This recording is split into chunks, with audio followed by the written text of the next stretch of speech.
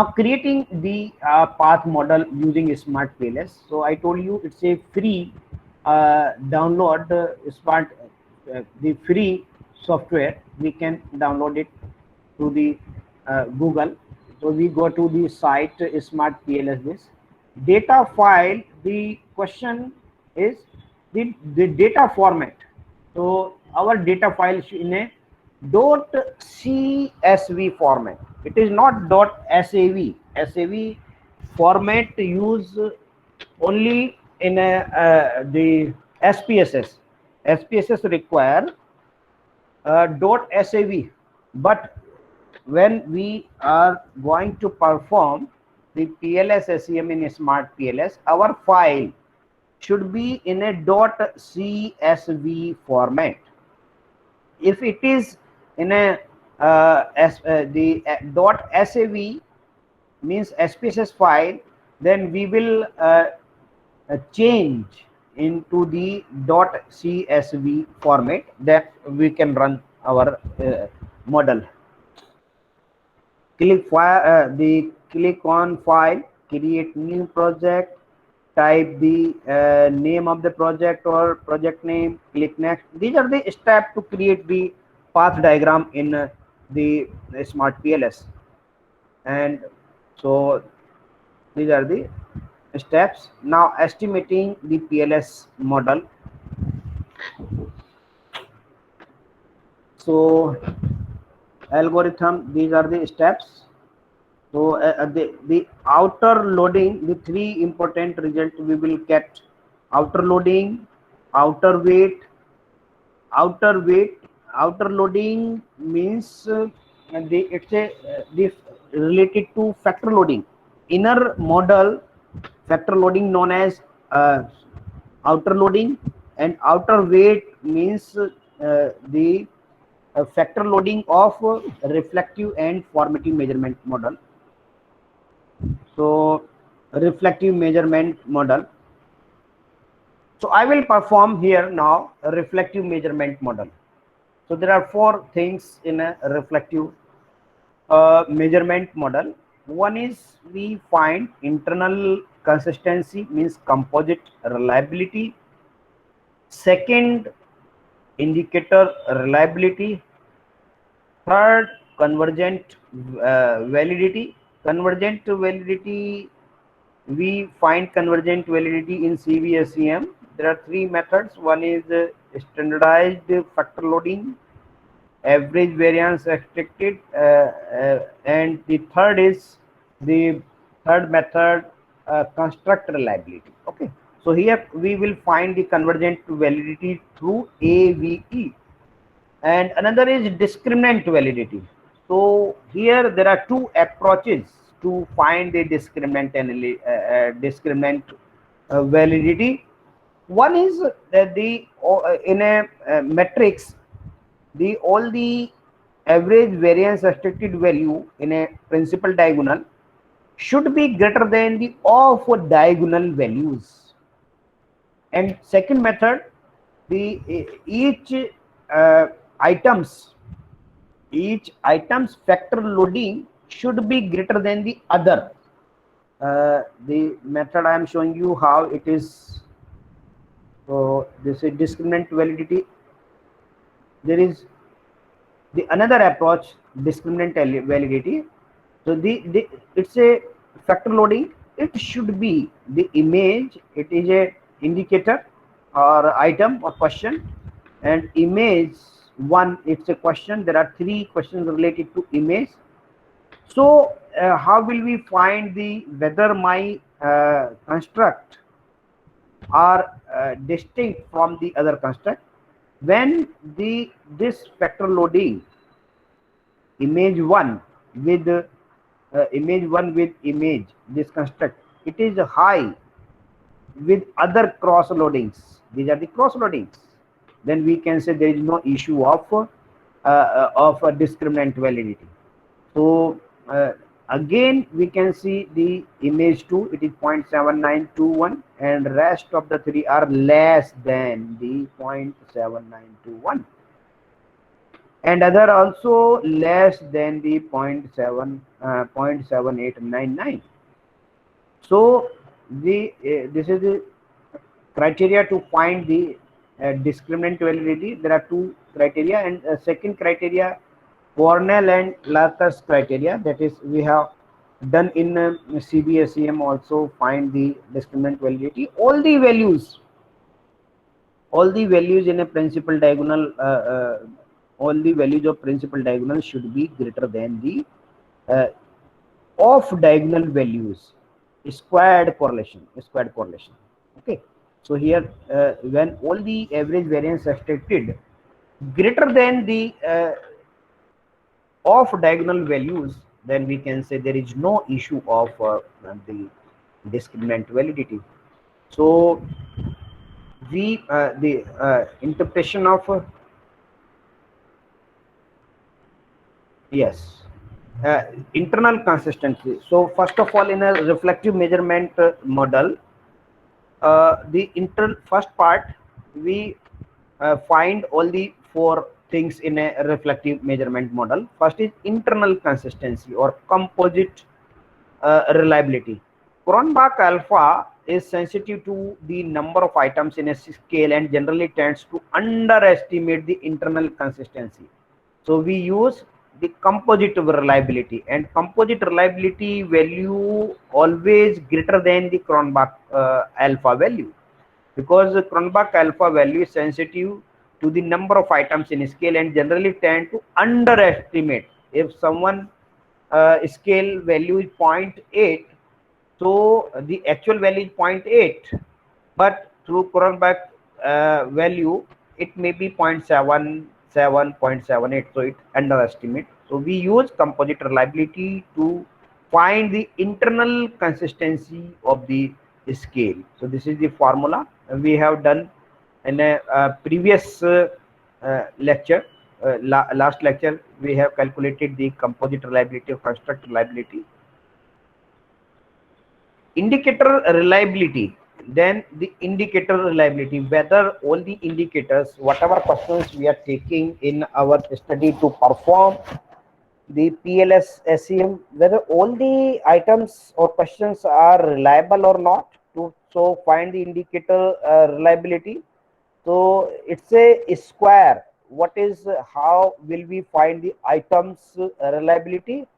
We square the factor loading value. Okay, squared outer loading. Outer loading means I'm talking about here. Outer loading means factor loading. It's a structural inner models loading, and outer weight. So in this you can see here, it's my base, my original model I'm showing you. This is my this. So here the term using weight W11, it's a outer weight, and inner loading means beta 1, beta 2, beta 3. These are the outer loading. Okay, now after this the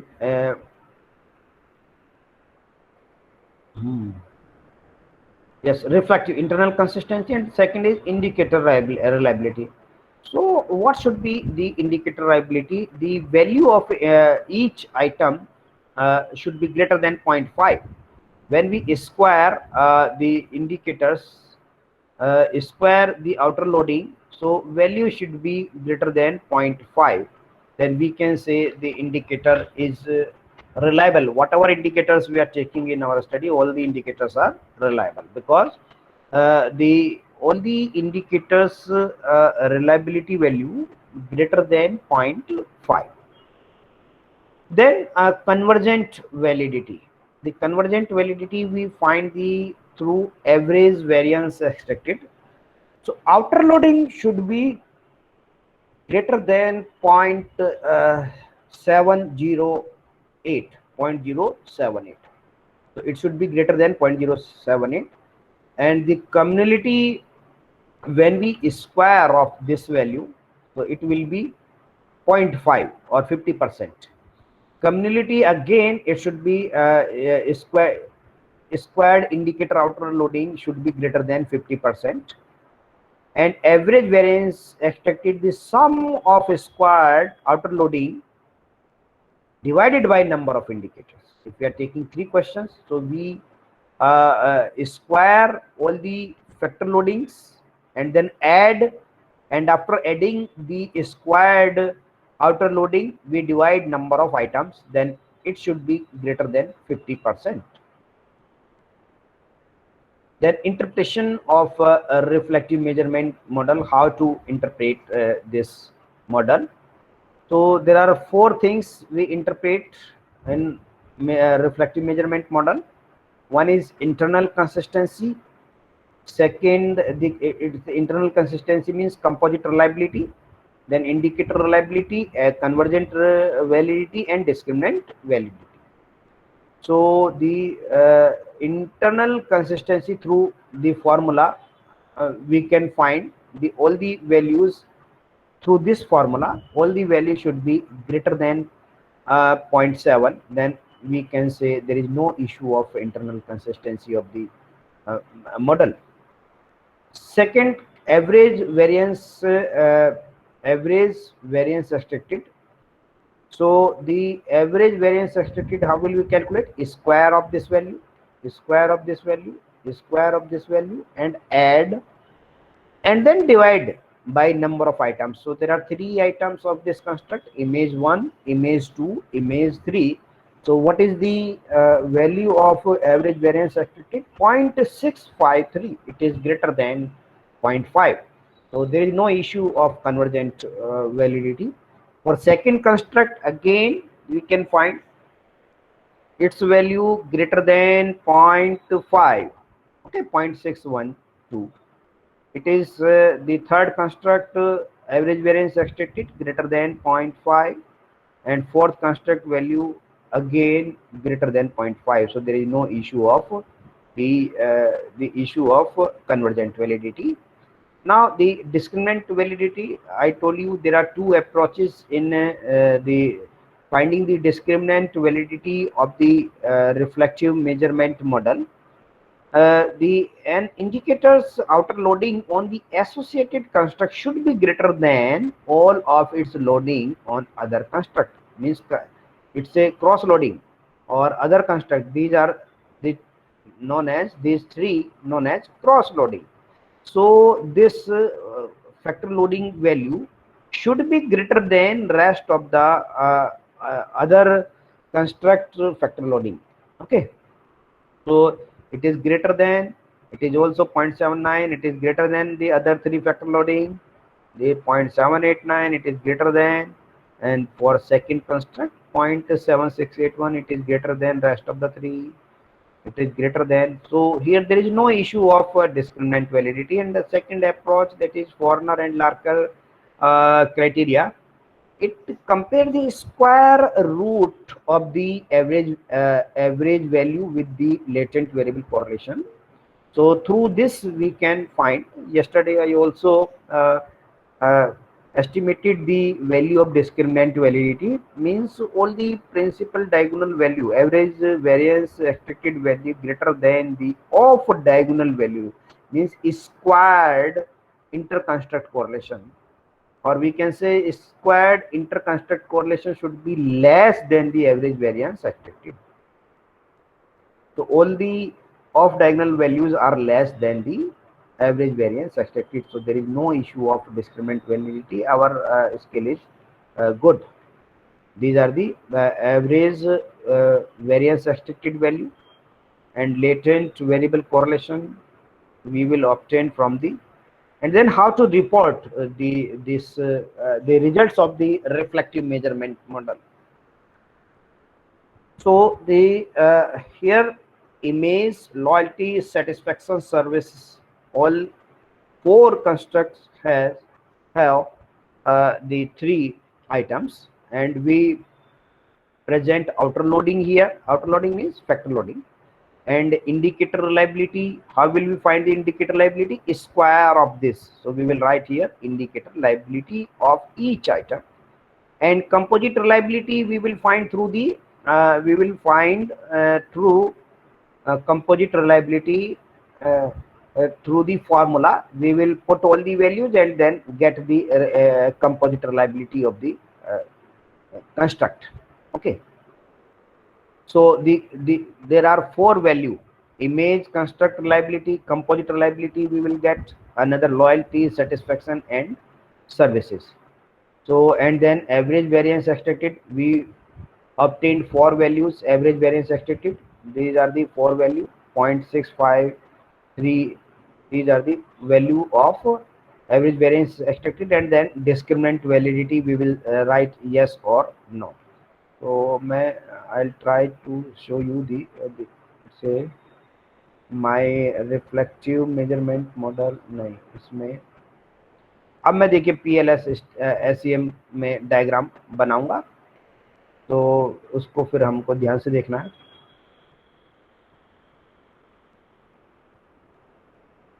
देखिए इसमें मैंने यहाँ पे present किया है how to report the reflective measurement model value. So it's a presentation or reporting the results of the reflective measurement model in our research paper or thesis. So there are 6 things. One is indicators here, and the outer loading 0.84 and all these things. Indicator reliability, when we square of this factor loading, so we obtain the indicator reliability. And the composite reliability, it's a formula. Through formula we can find the composite reliability of each construct. So there are 4 constructs, so 4 composite reliability, and all the values should be greater than 0.5. So all the values 0.7, so all the values are greater than 0.7. And in indicator reliability, all the values should be greater than 0.5. So there is no issue of the indicator reliability. Each items are reliable. And the theoretically the outer loading value should be greater than 0.708. Okay, so here all the values are greater than 0.708. All values are greater. Average variance extracted, it should be greater than 50% or 0.5. So there is no issue of convergent validity because all the values are the greater than this. Now the discriminant validity, it is correct. All the discriminant validity correct because the off diagonal values are less than the average variance extracted or principal diagonal matrix values. Okay, so it's a presentation of reporting the results or summary of a reflective measurement model. Now I perform a structural equation reflective measurement model in our this case study. Okay, so the formative and reflective, it's a data set. I'm showing you the data set. Now you can see the data set. It's a .csv. The prerequisite of PLS SEM, the .csv, when we perform PLS SEM in a smart PLS software, so data file should be in a .csv format. Okay, so this is the CSV format. So total number of questions 12. 3 questions related to service, 3 questions related to image, 3 questions related to satisfaction, and 3 questions related to loyalty. And total the 200 sample size is 200.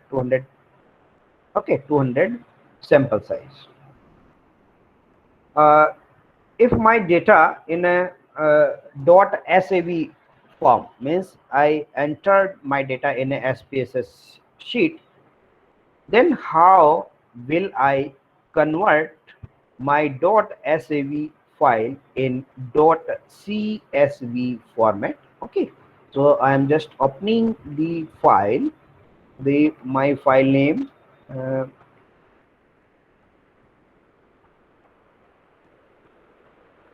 Kurukshetra, the data file. For example, this is my file. Okay, it's a full structural model file. This is my SPSS file .sav. So if I entered my data in a SPSS and I want to use Smart PLS software to run my model, then I should change the format, file, and then save as, save as,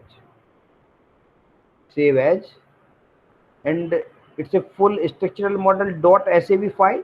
Okay, now I am selecting .csv comma delimited. Okay, comma delimited, and I am saving this file in a desktop. So we should keep in mind, now my file is .csv and then save. I'm showing you my data. How will my file look? तो ये देखिए, मैं अभी इसको show कर रहा हूँ. जो डेटा है, ये देखिए data, this is my data. अब ये data, now I can run the PLS-SEM for this PLS-SEM. मैं अब रन कर सकता हूँ, आई कैन रन इट. ठीक है ना. ये देखिए, ये मेरे पास फाइल है, इट इज फाइल. तो ये इसकी एक प्री रिक्विजिट है before performing the PLS-SEM in Smart PLS. We convert .sav file into .csv format. Okay, तो ये मेरा .csv फॉर्मेट है. चलिए, मैं इसको, एक्सेल फाइल होती है ये, इसकी कोई रिक्वायरमेंट नहीं, मैंने इसको हटा दिया. Question is how composite reliability is better measure. So I told you Cronbach alpha for measuring the internal consistency of the data.